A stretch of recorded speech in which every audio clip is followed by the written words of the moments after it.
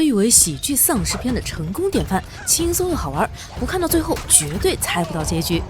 大家好，我是电影小雅，今天我们来看丧尸电影《僵尸肖恩》。眼前这个举手投足就像丧尸的男人，就是我们的男主角肖恩。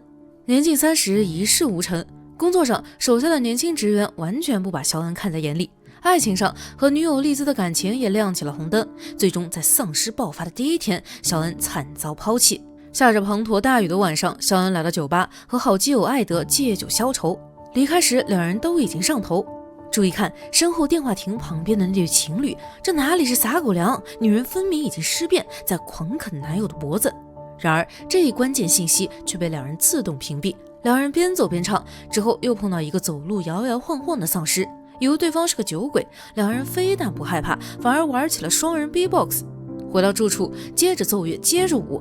室友彼得被吵醒后非常生气，最近公司里的人一个接一个请病假，因此明天是周日，他也得加班。更倒霉的是，今天在下班回来的路上，他还被一个疯子咬伤了手，现在头疼的要命。显然彼得已经中招，只不过三个人都没有意识到问题的严重性。昏昏沉沉在厨房睡了一晚后，肖恩像往常一样出门买早餐，一路直奔便利店，完全没注意到路上行人的变化，就连冰箱上的血手印也没引起肖恩的注意。遇到已经尸变的流浪汉，肖恩连头都没抬，说了句我没钱，便回到家中。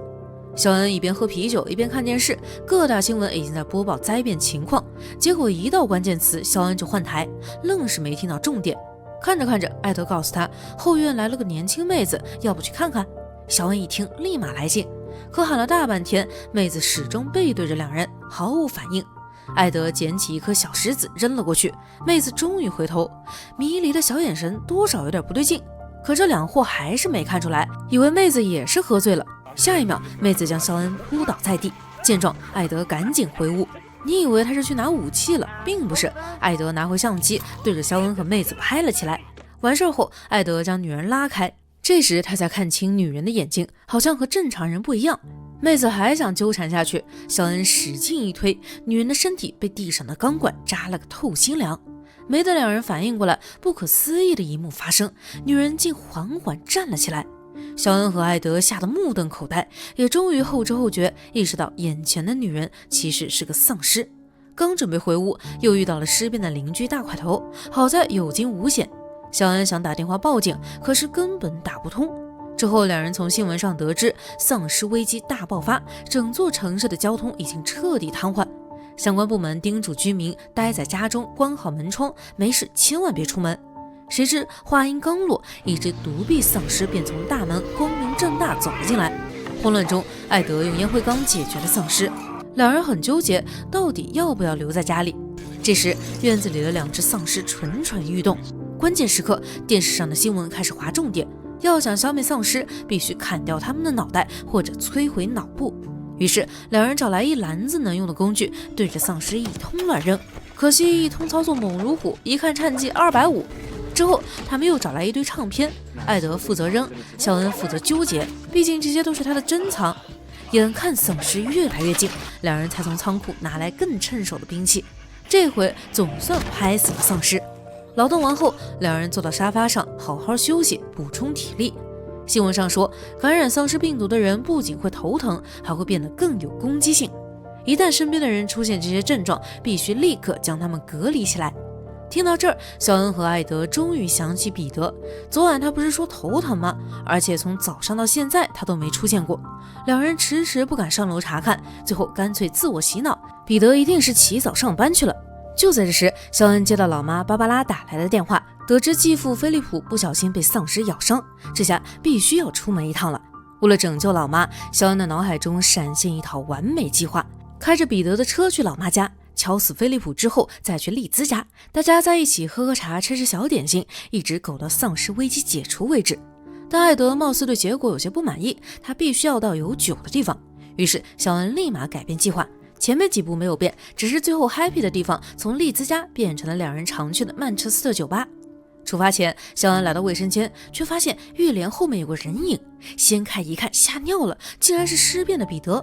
肖恩和艾德逃到外面，开车冲破了丧尸的包围圈，顺利抵达目的地后，艾德选择留在车上，肖恩独自进屋解决菲利普。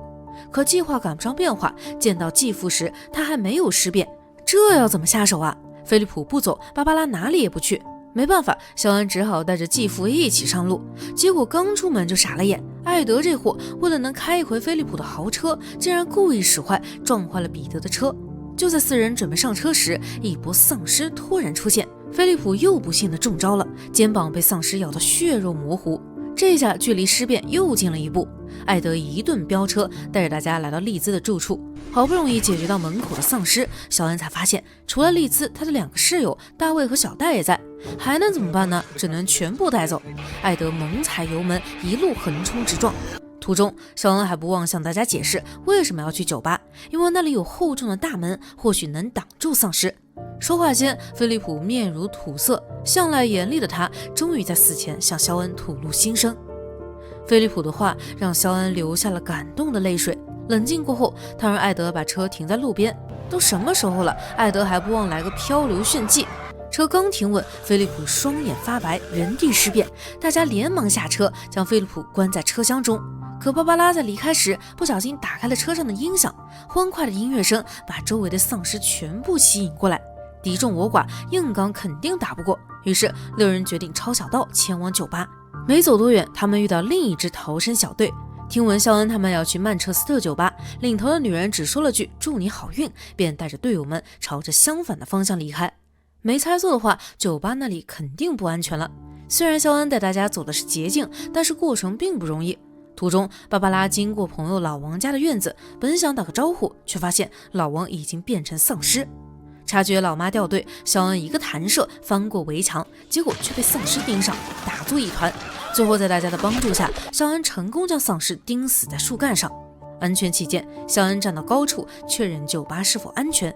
看完之后面色沉重，原来酒吧外围乌乌泱泱的全是丧尸，可来都来了，临阵脱逃肯定不行。危急关头，肖恩想到一个点子，模仿丧尸穿越狮群，钉在树上的丧尸就是学习的模板。小戴迅速提炼表演要点，走起路来像梦游，眼神空洞中带着悲伤。现学现卖挺好用，一行人排成排，有惊无险来到酒吧门口。不料大门反锁，根本进不去。就在众人商量对策时，艾德的手机突然响了，他很淡定，示意大家别说话，之后坐在一旁专注地接起电话。大哥，你不是心大，你是没有心。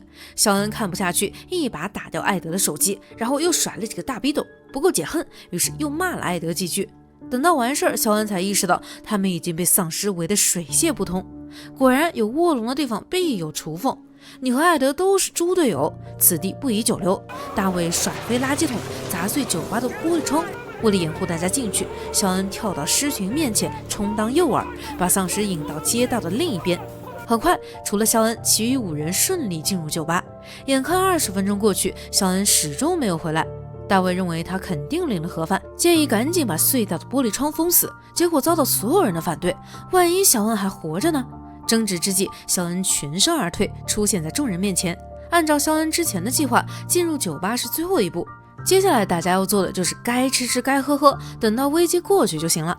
但现实总是太骨感，虽然这里有食物，可电视却收不到任何信号。担心吸引丧尸的注意，他们也不敢开灯。更扎心的是，肖恩发现一些丧尸跟在他后面，又聚集在了酒吧外面。虽然暂时进不来，但终究是个隐患。头秃之时，艾德再次发挥猪队友属性。玩游戏时，游戏币噼里啪啦滚出来。尽管肖恩及时拔掉插头，可还是晚了一步。外面的丧尸听到动静开始躁动，不停拍打着窗户。一旦玻璃破碎，大家都要完蛋。一波未平，一波又起。已经尸变的酒吧老板不知道从哪里突然冒了出来。要命的是，自动点唱机也在这个时候响起了音乐。肖恩眼疾手快，将台球杆分到丽兹和艾德手上，然后开始武松打虎的戏码。大卫这边为了关停音乐，他试图拔掉保险丝，但由于业务不熟，全靠运气，酒吧里的灯忽明忽暗，再加上音乐声，酒吧门口瞬间变成大型蹦迪现场。酒吧老板一直打不死，小戴本想施展飞镖绝技，结果差点把肖恩刀死。最后关头，肖恩把老板的脑袋怼进游戏机，这才电死他。随后他们在酒吧找到一把来福枪，一盒29发子弹，外面的丧尸即将闯进来，肖恩赶紧冲填子弹。与此同时，芭芭拉却将丽兹叫到一边，亲手把丈夫送给她的项链转交到了未来准儿媳的手上。丽兹赫然发现，原来芭芭拉在之前掉队的时候就被丧尸老王给咬了，不想肖恩担心，这才隐瞒到了最后。玻璃窗户一个接一个破损，虽然肖恩有枪在手，可对付四面八方的丧尸显然很吃力。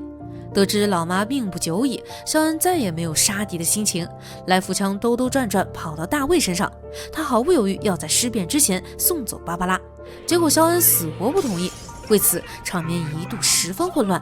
好在丽兹全程清醒，在他的劝说下，大家才渐渐冷静下来。丽兹动之以情，晓之以理，想让肖恩接受残酷的现实。可话还没说完，芭芭拉就尸变了，肖恩别无选择，只能含泪将老妈抱头。意识到自己的做法过于激进，大卫真诚地向肖恩道歉。不料刚说完，意外发生，丧尸撞碎窗玻璃，把大卫拖了出去。大家拼命拉住他的双脚，结果还是无法避免悲剧的发生，只能眼睁睁看着大卫被丧尸开膛破肚。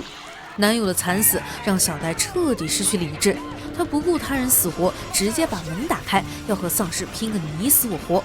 结果可想而知，随着大门的敞开，丧尸集体涌了进来。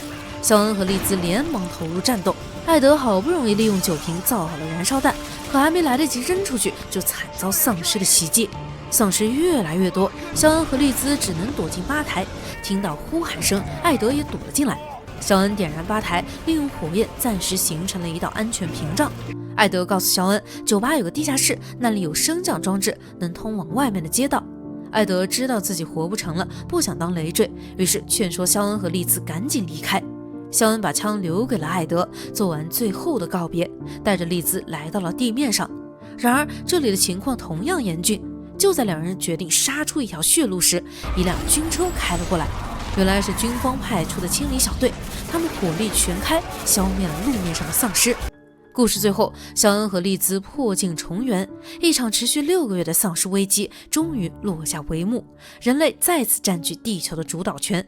不过，人类并没有对丧尸赶尽杀绝，也没有研制出病毒疫苗，而是和丧尸和平共处。因为科学家发现，丧尸仍然保持着之前的兴趣爱好以及行为习惯。于是你会看到，超市里的营业员很可能是个丧尸，电视里的闯关真人秀参赛者也全是丧尸，其中还有很多重口味的，比如这位大姐丈夫尸变，她不仅不嫌弃，反而和他继续同床共枕，妥妥的真爱。至于艾德，他也没有离开，而是以一种新的状态继续陪伴在肖恩的身边。平日里，肖恩除了和丽兹撒狗粮，就是躲在仓库里，像以前一样和艾德坐在一起打游戏。故事到此结束。很多人或许都很好奇，肖恩明明没有变成丧尸，电影为什么叫僵尸肖恩呢？非要解释的话，可能灾变前肖恩的生活状态和行尸走肉没什么两样，浑浑噩噩，不关注周围的人，也不在乎朋友家人的感受。而像肖恩这样的人绝非个例，他不过是千千万万丧尸中的一个，身体是活的，行为却是死的。这种荒谬的人生状态与丧尸比起来，不知道是幸运还是不幸。而这也正是影片黑色幽默的地方。好了，今天的故事到这里就结束了，喜欢的宝子们可以去看看原片，最后不要忘记3连支持一下哦。